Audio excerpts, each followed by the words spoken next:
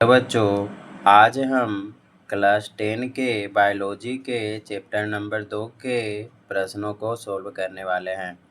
अति लघुत्तरीय प्रश्न का पहला प्रश्न है, ऑक्सीजन की अनुपस्थिति में ग्लूकोज के ऑक्सीकरण को क्या कहते हैं?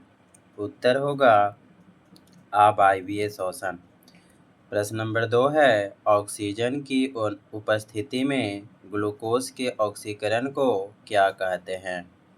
इसका उत्तर होगा वायवीय शोषण। प्रश्न नंबर 3 है, जैव कोशिकाओं में रासायनिक ऊर्जा का सार्वजनिक वाहक क्या कहलाता है? उत्तर होगा एटीपी, एडिनोसाइन ट्राइफॉस्फेट। प्रश्न नंबर 4 है, कोशिकीय ईंधन किसे कहते हैं? उत्तर होगा ग्लूकोज को। प्रश्न नंबर 5 है, संपूर्ण श्वसन क्रिया के 2 प्रमुख चरणों के नाम क्या हैं? उत्तर होगा प्रश्वास और उच्छ्वास। प्रश्न नंबर 6 है, श्वसन जीवों के लिए क्यों आवश्यक है?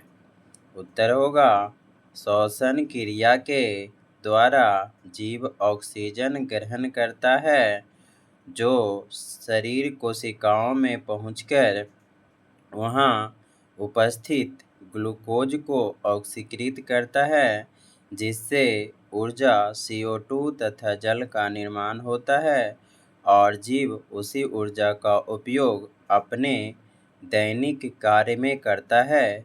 इसीलिए श्वसन जीवों के लिए आवश्यक है। प्रश्न संख्या 7 है, श्वसन की प्रक्रिया में उपोत्पाद के रूप में क्या मुक्त होता है? उत्तर होगा कार्बन डाइऑक्साइड, जिसे CO2 कहा जाता है। प्रश्न संख्या 8 है, श्वसन को 2 चरणों में किस आधार पर बांटा गया है? उत्तर होगा कोशिकीय श्वसन के आधार पर। एक होगा अवायवीय शोषण और 2 होगा वायवीय शोषण। अब आता है प्रश्न नंबर 9, अवायवीय शोषण किसे कहते हैं? उत्तर होगा वह शोषण जिसमें ग्लूकोज का ऑक्सीकरण ऑक्सीजन की अनुपस्थिति में होता है, अवायवीय शोषण कहलाता है। प्रश्न संख्या 10 है, अवायवीय शोषण की क्रिया किस स्थिति में आरंभ होती है? उत्तर होगा वायवीय शोषण की क्रिया ऑक्सीजन की उपस्थिति में शुरू होती है, जहां पायरुवेट का पूर्ण विखंडन होता है एवं यह क्रिया माइटोकॉन्ड्रिया में होती है। 11 नंबर प्रश्न है, पायरुवेट का पूर्ण ऑक्सीकरण किस चरण में होता है? उत्तर होगा वायवीय शोषण में। प्रश्न संख्या 12 है, पौधों में श्वसन गैसों का आदान प्रदान किन अंगों से होता है? उत्तर होगा शरीर की सतह द्वारा विसरण क्रिया से। प्रश्न संख्या 13 है, पौधों में गैसों का विनिमय किस क्रिया से होता है? उत्तर होगा श्वसन एवं प्रकाश संश्लेषण क्रिया से। 14 नंबर प्रश्न है, अमीबा तथा पैरामीशियम में श्वसन शरीर की कौन सी संरचना के माध्यम से होता है? उत्तर होगा कोशिका झिल्ली। 15 नंबर प्रश्न है, मछली के श्वसन अंग का नाम लिखे। उत्तर होगा गलफड़ा, जिसको गिल्स कहा जाता है। 16 नंबर प्रश्न में आते हैं, लिखा हुआ है स्थलीय कीट तथा मनुष्य के श्वसनांगों के नाम लिखे। उत्तर होगा स्थलीय कीट के श्वसनांग का नाम है श्वासनली और मनुष्य के श्वसनांग का नाम है नासिका छिद्र, श्वासनली तथा फेफड़ा। प्रश्न संख्या 17, स्थलीय कीटों में पाए जाने वाले श्वसन का प्रकार क्या कहलाता है? उत्तर होगा श्वास नली। प्रश्न संख्या 18 है, वर्टिब्रेटा के दो ऐसे वर्गों के नाम लिखें जिनमें श्वसन केवल फेफड़े से होता है।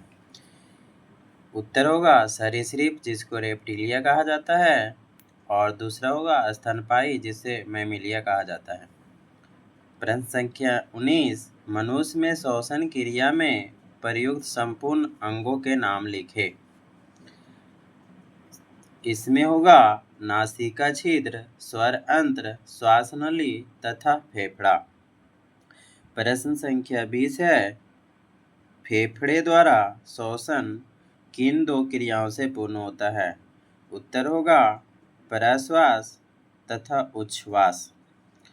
21 नंबर प्रश्न है, पचे हुए भोज्य पदार्थ से ऊर्जा का उत्पादन किस क्रिया से होता है? उत्तर होगा ऑक्सीकरण के द्वारा।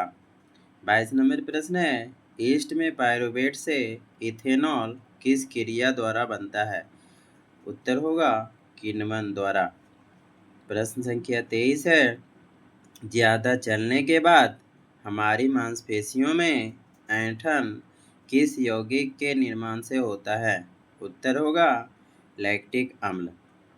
प्रश्न संख्या 24 है, श्वसन के प्रथम चरण में बने पायरुवेट का पूर्ण ऑक्सीकरण कहाँ होता है? उत्तर होगा माइटोकॉन्ड्रिया में। प्रश्न संख्या 25 है, ग्रसनी कंठद्वार के नीचे कहाँ खुलती है? उत्तर होगा स्वर अंत्र में। प्रश्न संख्या 26 है, प्रत्येक श्वसनीय फेफड़े में प्रवेश कर विभाजित होने के बाद क्या बनाती है? उत्तर होगा श्वसनिका, जिसको ब्रोंकोइल्स कहा जाता है। ब्रोंकोइल्स। 27 नंबर प्रश्न है, मनुष्य के शरीर में फेफड़ा कहाँ अवस्थित रहता है? उत्तर होगा बच्छ गुहा में। प्रश्न संख्या 28 है, बच्छ गुहा के पक्ष भाग में अवस्थित एक गुंबद के आकार की संरचना को क्या कहते हैं? उत्तर होगा डायफ्राम। प्रश्न संख्या 29 है, हेमोग्लोबिन कहाँ अवस्थित रहता है? हेमोग्लोबिन रक्त में अवस्थित रहता है, जिसे रुधिर कहते हैं। उत्तर होगा रुधिर में।